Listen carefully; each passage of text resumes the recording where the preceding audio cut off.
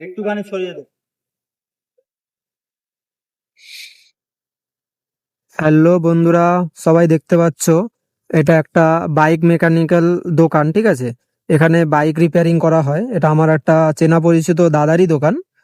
তো আমার যে দাদাটার কথা বলছিলাম, যে আমার একটা দাদা এই যে বাইক নিয়ে আমার কাছে আসবে, সো সেই বাইকটা একটু ব্রেকের প্রবলেম হয়েছিল, সামনের ডিস্ক ব্রেকের। তো ওটা বানাতেই এসেছিল, এখন এখানে রিপেয়ারিং করা হয়ে গেছে MT-15টার। তো এটার কাজ হয়ে গেছে। আর এই যে আমার পাশে এই বাইকটা আমার আছে, এখানে দেখে নাও কতটা বাইক দাঁড় করানো আছে। এখানে মেকানিক্যাল যত রকমের কাজ হয়, বাইকের রিপেয়ারিং এর সব কাজ এখানে করা হয়। দাদাটার নাম হচ্ছে সাবির দা।